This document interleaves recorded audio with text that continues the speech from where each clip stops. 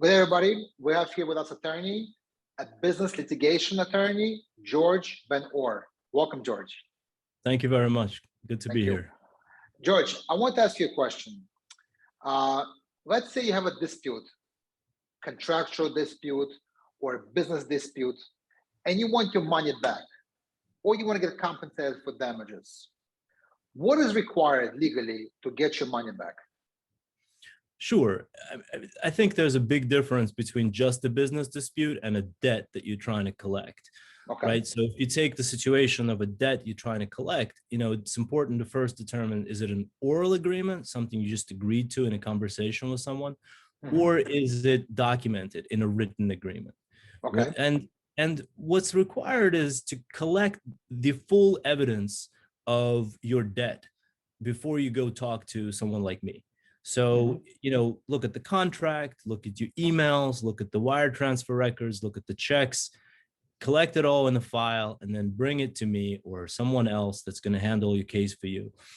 And depending on what your evidence is, you then have a legal claim. Okay. And that legal claim may be for, let's call it, breach of contract or unjust enrichment or something else. And with that legal claim, you then have different options. You can approach the other side and say, look, I have a legal claim.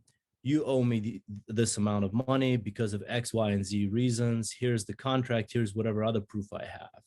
If you don't return these funds to me, then I'm going to bring an action in court.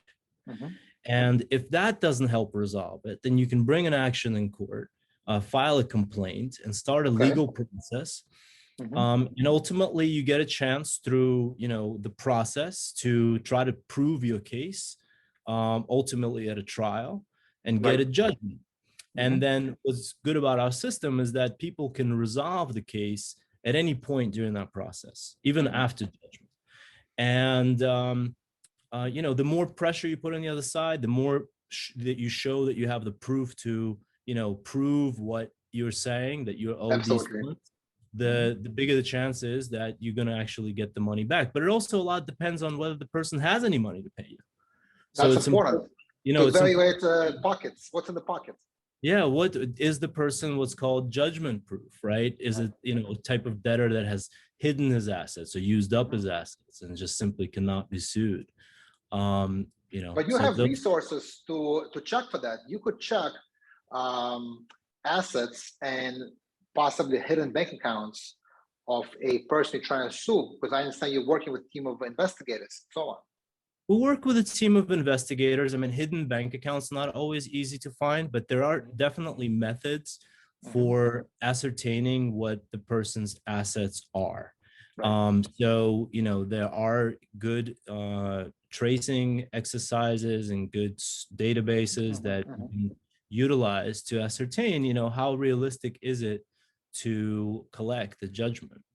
Of course, because you don't want to sue somebody, go through all the motions, pay the legal fees, spend your time, and then realize the person trying to sue is, like you said, judgment proof. So it's very important, I think, in the beginning to contact an attorney and go through all these steps and exercise to see whether there's money available to be recovered.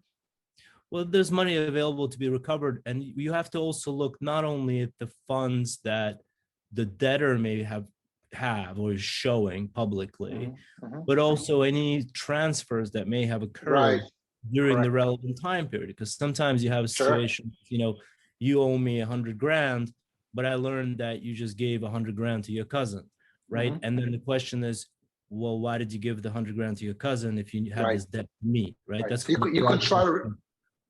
What is that called? A fraudulent transfer. So potentially, if you know that you're subject of a debt, and you transfer your funds to someone else for no consideration, meaning that they didn't give you any value back for that, you can potentially, claw back that transfer. You can try to reverse it. Correct. So the money is available to you to collect on your judgment. That's right. Very good. Okay, George. Thank you so much. Thank you. Appreciate it.